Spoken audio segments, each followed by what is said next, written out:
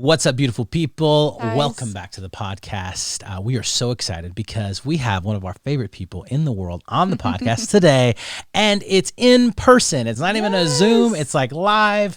You got off of a plane. That is a big introduction. It's so true. What time you got up? You left at what time this morning? Your time, 4:30. So that's 5:30 your time, right? Because you're in Charlotte, right? Yes. So, but I was up at 4 a.m., which means 3 a.m. your time. Wow.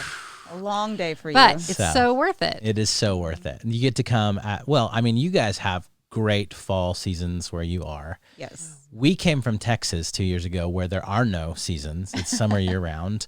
So we're just like basking in all the glorious colors and all of that. I can't even imagine. We got to go and see Lysa's home this summer, and like I can't even imagine what your like property looks like right now. With all it's my favorite. Oh man, we moved here basically because we needed seasons. Like that was the big reason. So I like the 4 distinct seasons because I really love the weather change, and each season seems to bring something exciting that's just for that season. Yeah. And I really like it. So I love it. But Well, fall's my favorite. We have fall right now. Time change comes. That's not my favorite. Fall back is not my favorite because it's like dark at 4.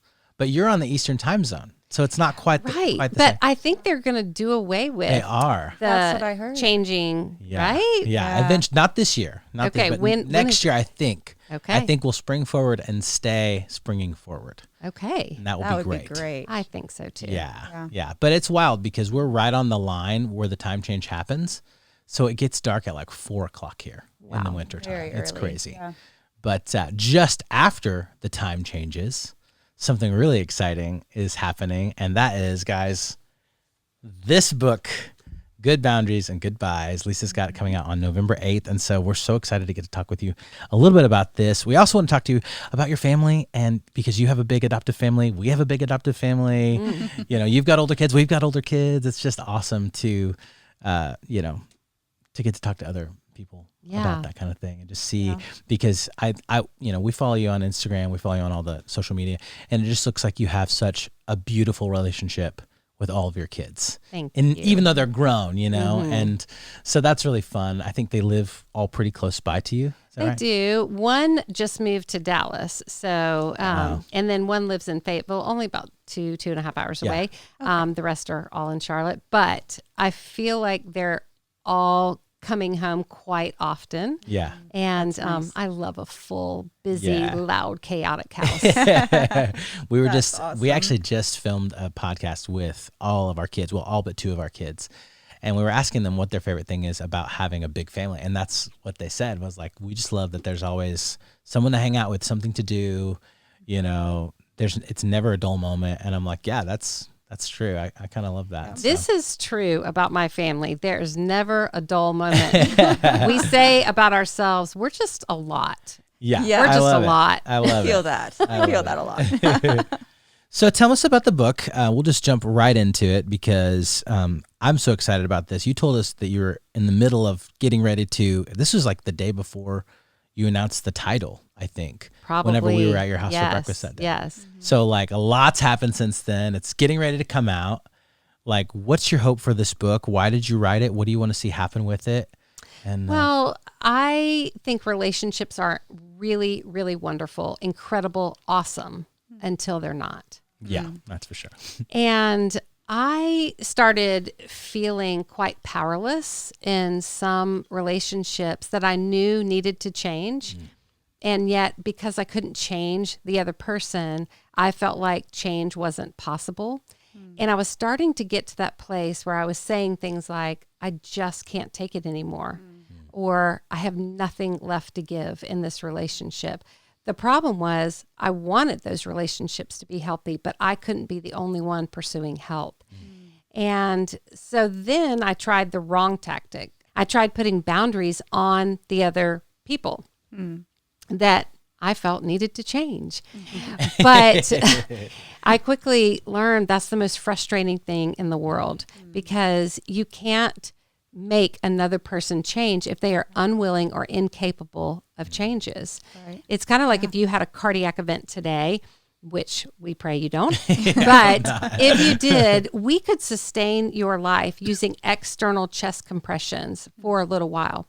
Right. But eventually, if your heart doesn't quicken and start beating on its own, life is not sustainable. Right. And the same thing is true with other people. We may be able, through external pressure, to try to, make them change. We may accomplish temporary behavior modification. Right. But lasting, sustainable changes will not be possible just using external pressure.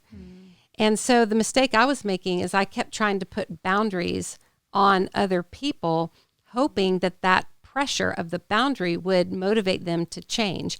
And it became so frustrating that's what led me to feel so powerless. Nothing I was trying worked.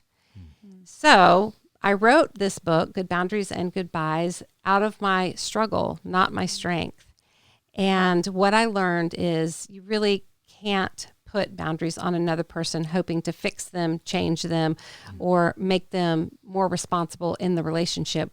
We have to put the boundary on ourselves so that we can become safe, we can become self-controlled, and we can stay sane in the process. I love that. What does that look like powerful. Practically for you as a mom? What does that look like practically for you as a boss? I mean, you've got a humongous ministry in Proverbs 31 ministry that a lot of people work for you and work with you, and you're doing incredible things in the world. I mean, there's obviously so many facets in the world, from friendship to, like, what does that look like practically? Obviously, people can pick up the book and see kind of the nuts and bolts of that. But I would love to hear specifically as a parent, because obviously we're just a couple steps behind you on some of this stuff, and we love to learn, as much as we can. I know that people who are watching this would love to see what does that look like in their life, with maybe some of the relationships that they're struggling with. How can you draw those boundaries in a way that it's healthy for you? Yeah, it needs to be healthy for you, and it needs to be for the sake of love in the relationship. When a relationship gets so frazzled and fractured because of the chaos of not appropriate boundaries, then the worst of who I am is going to start being front and center in that dynamic. And I don't want the worst of who I am to be what my kids see, what my friends see, what people in the world see of me. I want to love others well without losing the best of who I am. So boundaries give me every fighting chance. Now, here's the complication. It's very easy to say, I want to draw boundaries, but this is with my adult child.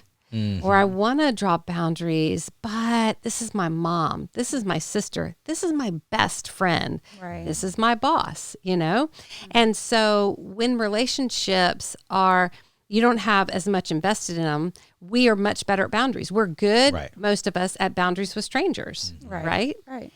And some of the surface relationships in our life.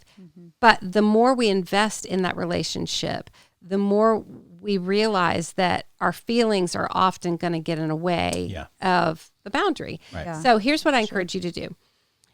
Take this person and temporarily, we're not stripping them of their title, but just temporarily remove the title and just set it on the shelf and look at the dynamic that's happening in that, the chaos that's happening in that relationship, and decide if this person was just a regular, average, everyday person I was interacting with, what boundaries are needed.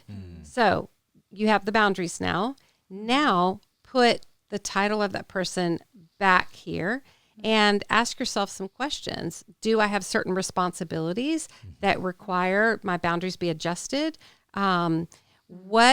Which part of these boundaries am I resisting because I'm afraid if I draw a boundary with this person that they will abandon me, that they will stop interacting with me, that they will reject me in some way, that they'll be disappointed in me. And then we have to ask ourselves the question, what am I getting from this other person that I fear I cannot live without? You see, that's really where the entanglements of people pleasing that's so close to the good boundaries and goodbyes discussion. I used to think that I was a people pleaser, especially with the people close to me, right? Because I wanted to keep the other person happy. But I realized that I was trying to keep other people happy because I was afraid they would take from me what I very much felt I couldn't live without getting from that other person. Wow. And I think we will always desperately want from other people what we fear we will never get from God. Oh, wow. That's really good. You see, if I'm afraid that that person will abandon me, if I draw a healthy boundary, that person may abandon me if I don't draw a healthy boundary. Right. They have the propensity to abandon me, and I know that. Therefore, healthy boundaries are actually very needed in that dynamic. Yeah. But I also have to realize that if that person abandons me because I draw a healthy boundary, that dynamic is not set up for health. And maybe I am begging to get from that person some kind of acceptance that really I should have from the Lord himself. Yeah. And I need to live from acceptance, not beg others for acceptance. Yeah. Right. It's good. And I think it's really important for us to make some honest assessments, not just about what the other person is doing, but some honest assessments of what maybe we are doing to contribute to the dysfunction of the relationship. Yeah. That's I good. love that. I love that you're defining boundaries, like giving a practical definition to that word, because I think that people use that word a lot to mean various things. And it's like a lot of words. Someone will catch on to it and then everyone says it because, I mean, a lot of words have become like something that's clinical and real, but now it just means something that I don't like about you, you know? Right. And so we'll just start throwing out words. I love that you're defining boundaries in a way that is accurate, healthy, helpful, and not just used as like a barrier to distance myself from people, but to actually invite real change, real heart change. I mean, I love that you're talking in those words, because rather than using the word boundary as a weapon, you're using it as an invitation. And That's that's really right. cool. Yeah. Boundaries aren't meant to shove others away. Boundaries are so that I can hold myself together and I can remain self-controlled, I can remain sane, and I can remain safe. Yeah. And, you know, I think where we start to get pretty wonky in boundaries is when we're using them inappropriately. A boundary should never be used as a weapon. Right. A boundary should never be used to try to control or manipulate another person. And a boundary should absolutely not be used as punishment. Yeah. And I think because we've experienced other people using boundaries against us in that way, sometimes we can just say, oh, boundary. That means, you know, a terrible fracture in the relationship. Right. When in reality, a boundary is just clear communication inside the relationship of what is and is not acceptable, what we will and will not tolerate, and what we can and cannot give. Yeah. And I'm convinced more relationships die not because we attempt to have those hard conversations and they don't go well, but rather because we refuse to have the conversations that were so very needed but never had. Yeah. It's interesting on the way here today. I feel like we were passing like so many cops, just maybe 30 cops had pulled someone over. Even just as we were pulling out of our neighborhood, there were 3 cops waiting to get people who were speeding. And, you know, it's a 40-mile-an-hour speed limit, and that goes to a 50-mile-an-hour speed limit. And, you know, if you're going, but the idea is that like people, even in that sense, there's this boundary, and it's there for their good. It's a speed limit. It's to prevent chaos, prevent maybe even like devastating things from happening. That's right. It's you not know? a speed suggestion. Right. It is a speed limit. Exactly. But the idea is like, I can't run 40 miles an hour. You know, I can't ride a bike 40 miles an hour. Maybe if I've got one of those e-bikes or something that I can like pedal really fast and it gives me that a little extra edge or whatever. But, you know, the limit is like to say, okay, we're going to give you this privilege of being able to drive, and you can go this fast. And as long as you're going this fast and everyone's abiding by the same rules, then we can have peace here. And whenever somebody doesn't, then the potential for things to really go wonky really fast gets, I It speaking gets of which, so complicated. so Right. you wrote the one of the what's it called? Endorsement. Endorsements. I'm like, I'm not for my book, and I have a story in there about there's a time that I was driving, I think 93 in a 70, and got put on probation for 2 years. And so that's like when you learn your lesson, like, oh yeah, that's not a suggestion. Like this is actually, if I'm not careful and I don't slow down, bad things can happen. There can be a lot of collateral damage. I think there's something to be said too about the intentionality, which is a word we use a lot on here, because it's marriage and it's family and it's parenting and it's friendships and all that. Like that can't happen without intentionality. That's and right. so a boundary is a very intentional way of saying, hey, I want the best for this. I want That's order. right. I want peace. I want love. And I just think that that's so great. You've been really vocal. Well, Sorry, wait, before we skip on, because I Yeah. really love this police pulling people over. I'm sad for the people that got a ticket today. Sure, yeah. But I really like that you're drawing attention to this, and here's why. Imagine if the policemen were there, those 3 policemen, and imagine if they were just standing on the corner yelling at people, you better slow down right now. Right. Do you think people would really slow down? No. Right. No. People slow down because of the pain of the consequence of not slowing down, and that is a ticket. Exactly. Yeah. And we have to remember, my counselor says boundaries without a consequence are nothing but a bad suggestion. Yes. And a suggestion that will be ignored. Yeah. And so the time to think of our boundaries and the consequences for violated boundaries is not in the heat of the moment when emotion is driving the bus. But we have to think about them in advance. We have to plan for them. And we have to realize if we implement this boundary, then we are establishing a consequence for a crossed boundary, not as a punishment, but as a way to show this is not a suggestion. This is a limitation. Yeah. But we also have to face the fact that we may ourselves, because we established this boundary, suffer some consequences. Right. And we have to count the cost. And we have to make sure that we are willing to hold fast to that boundary. And certainly we can shift boundaries as people, change and things get healthier in relationships. But we don't need to use our boundaries also as a threat, hoping to create healthier dynamics. We need to also have consequences for cross boundaries so that people take us seriously. Yeah. I like that. You mentioned, that's where I was headed with this, actually, your counselor. And you've kind of been on this counseling journey. You've started your own podcast, actually. Yes. Talk about that a little bit and talk about how you kind of, because, counseling can be a little bit of like in the church, people, it gets frustrating because it's like, no, Jesus is enough, or whatever. And it's like, yes, Jesus is enough. But I'm not going to, like, if I have a broken arm, be like, I'm just going to, think good thoughts about Jesus in my arm. I mean, he may choose to fix my arm, but if there's some real trauma there and real brokenness there that I need to address, I'm going to go to a professional to help me with that. And he may give you wisdom to say, go to this doctor that can help you do what's necessary to keep your arm stable and safe, right? Yes, exactly. So in your own journey, you've been through a lot. I think that would be fair to say, a lot over the last few years. And you can go into that as much as you want to.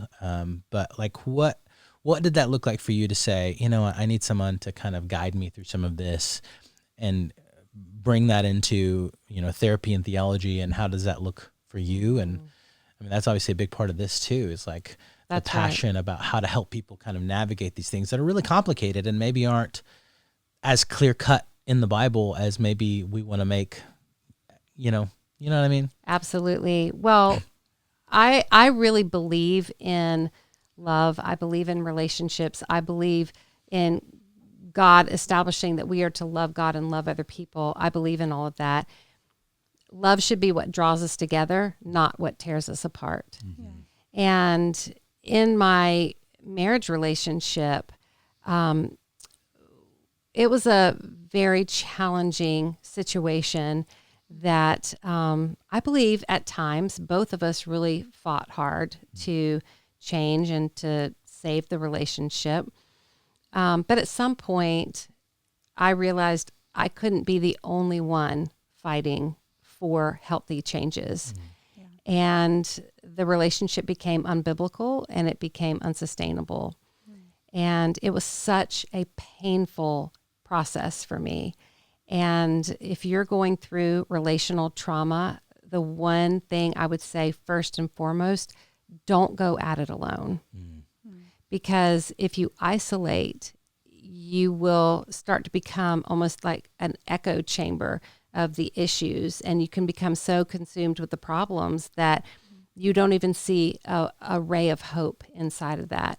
And so I had to have some wise people speaking into this. And so I found a counselor that was specifically trained in partner trauma and who had enough brokenness in his past where he understood both sides of some of the issues. He understood being addicted to certain things inside of his own trauma, and the addictions were dramatically affecting his wife, and the addictions had to be addressed, and his wife, really got the help that she needed too. So I found an amazing Christian counselor, and he was specifically trained in the exact thing that I needed help, and he had healed brokenness. He had, quote, done his own work. Yeah. Right. And that's a beautiful combination. And I think he was there not necessarily to tell me what to think, but to give me a lot to think about and to really help me become more self-aware and help pull the discernment I was having inside of me, help pull it out of me. And he would oftentimes point to the answers that I already knew, but I just didn't have the confidence or the awareness to be able to implement them.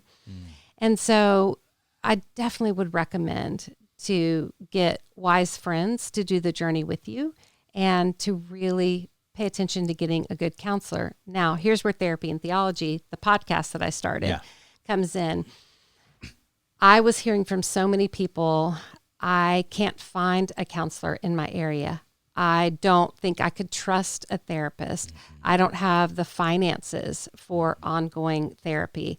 And I thought, I can't solve everyone's problem and get them to therapy, but maybe I can bring some therapy and solid theology to them. Love that. And so I always tease Dr. Joel Muddamalle brings the absolute wonderful solid theology to the table, and Jim Kress, my personal counselor, he brings the training of the therapy, and I bring the issues. And so we are a really good combination, and I get a lot of free theological help and therapeutic help as I'm recording the podcast. I love that. And it's very common for me to be going on and on about something, and Jim just kind of nods at me and he says, Lysa, are you open to a thought?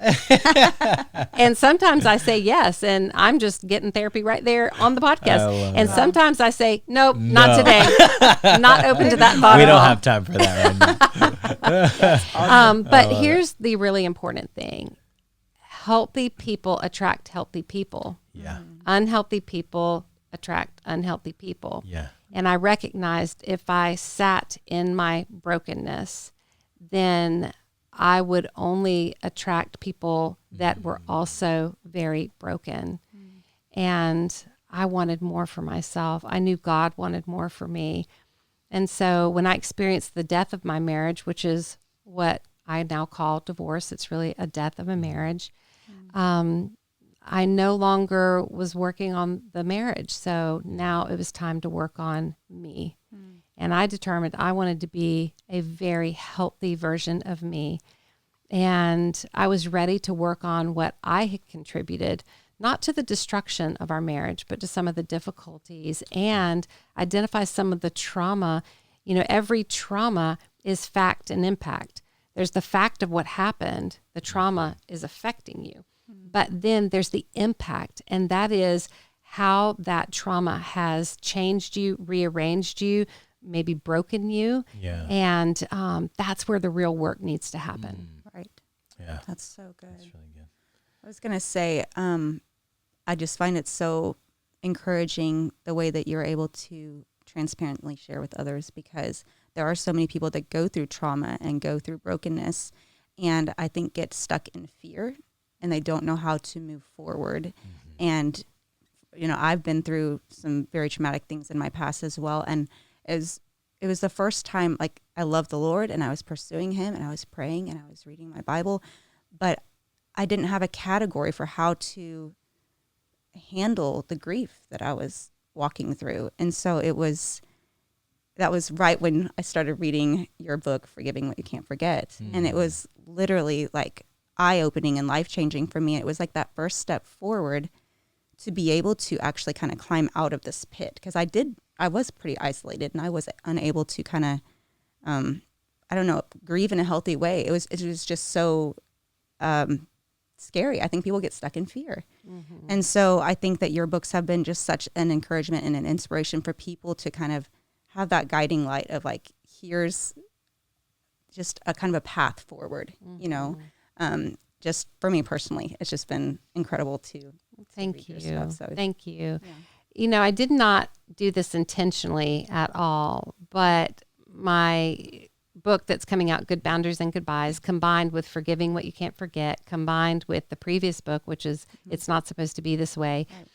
It really has, I think, unintentionally become a series.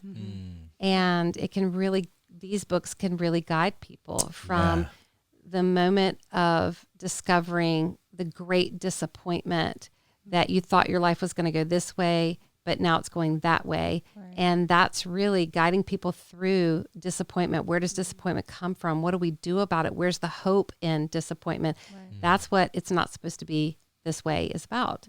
And then Forgiving What You Can't Forget, that book is about let's really deal with the stuff Right.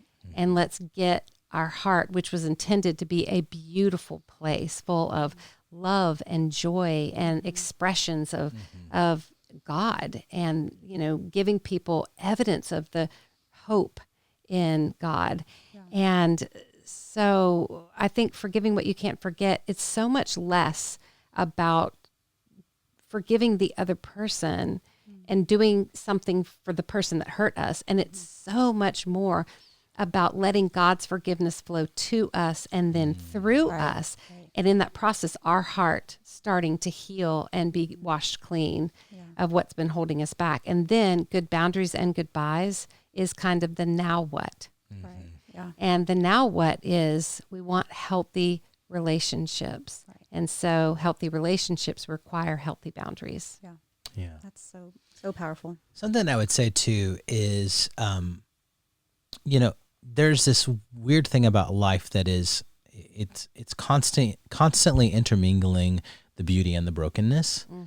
And sometimes we can be so fixated on the brokenness side of it that we don't see the beauty. And even whenever we're kind of looking back at the trauma that we've experienced, sometimes it's hard to not see everything through the lens of trauma, and we don't see all the beauty that was there too. And so for you, something that I would just say, you've walked through a lot, but the beautiful things that God has done in you and through you in the midst of that, I just think it just says something about his faithfulness. And maybe everyone here is not listening to this and looking at the world through that kind of point of view. We're Christians, so that's what we believe. I mean, we believe the Bible says that God is faithful and that he uses all things to work together for our good if we love him and are called according to his purpose. And, you know, there's something so wonderful about the fact that even if we're walking through a storm, or we just got done walking through a storm, or getting ready to walk through a storm, God's with us through all of it. He may be asleep in the boat, but he's still there, and he's still stronger than the storm in the middle of it all. And whenever we look back, you can kind of see a little bit more. Maybe not all the time, but maybe in your best moments, you can kind of see the beauty of what was happening all along. And so now, you know, I look at you and just all that you're doing and to help people who are going through things. And that's just so cool because you're truly a guide for a lot of people who are walking through this stuff.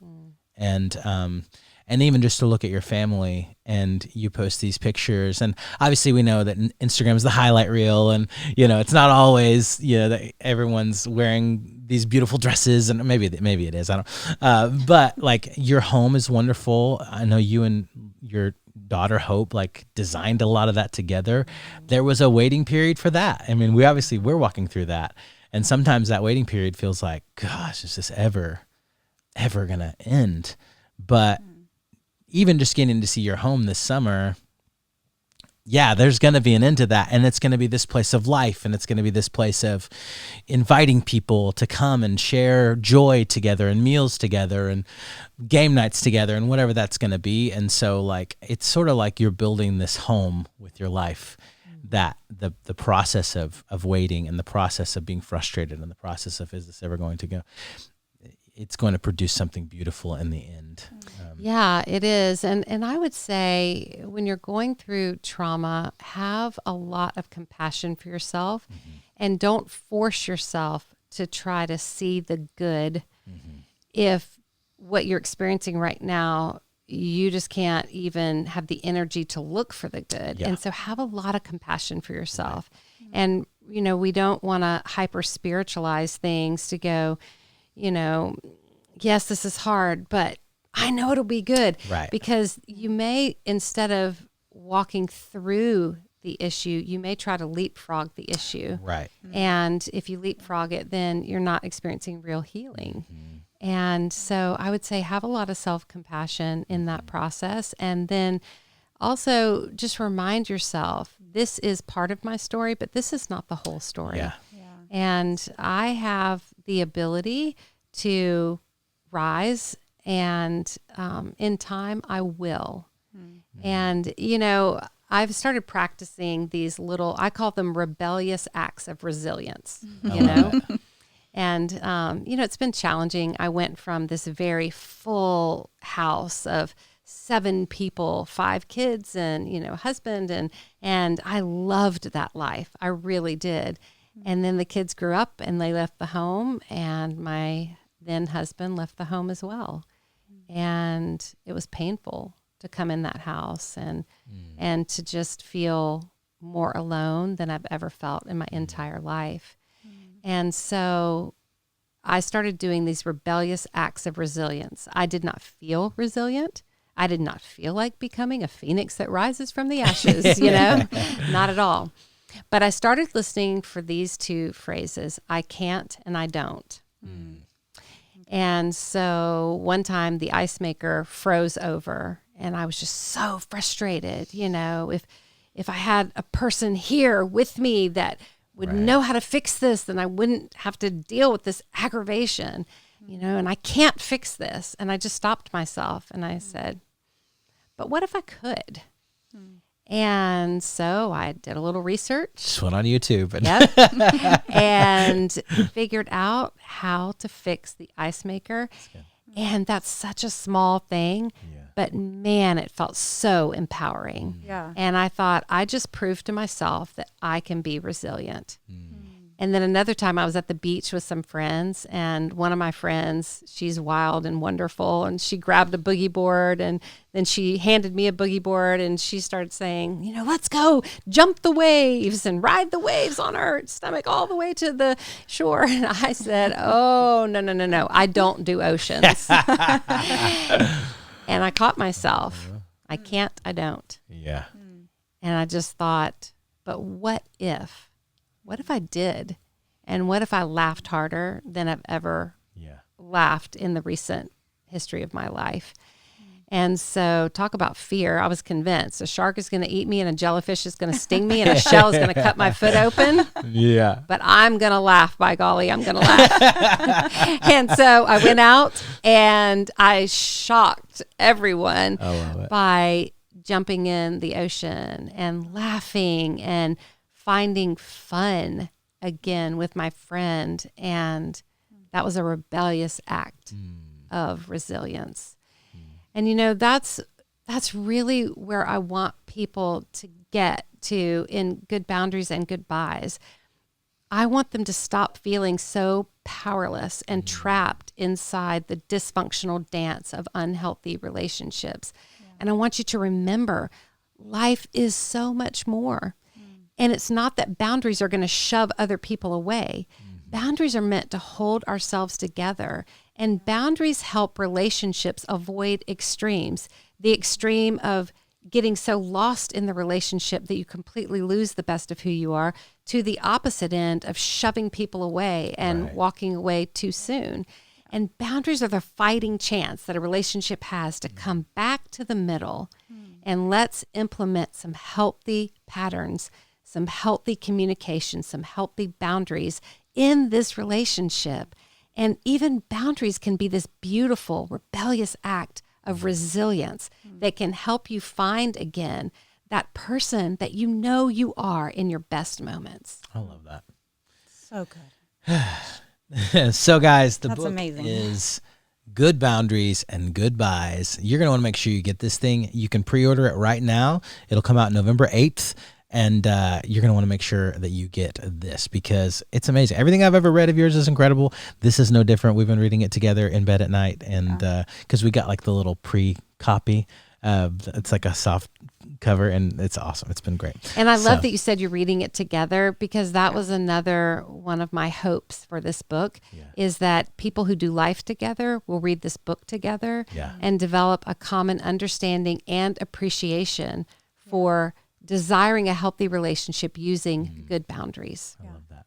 Well, thank you so much for coming on the podcast and just for making time to hang out with us a little bit. I know you've got a crazy busy schedule here in this whirlwind trip to Nashville, but it means so much that you would come spend a little time with us. Yeah. And, Literally like bucket list item. Just getting to sit and talk with you. So Well, thank you. It's a real gift to me as well. So thank you so much. Love it. If you guys are not already subscribed to the What's Up Beautiful People podcast, we would love for you to do that, whether that's here on YouTube or everywhere you listen to podcasts, be it Spotify podcasts, Apple podcasts, all the other podcasts. We'd love for you to subscribe. Make sure you leave a review for us as well. You can follow us at The Miller Fam pretty much everywhere, YouTube, Instagram, whatever. And also, we're going to drop all the links where you can get the book. Follow Lysa online as well. We'd love for you to do that. She's pretty great, so you're going to love it. Love you guys. We'll see you next week. thanks, guys. Bye.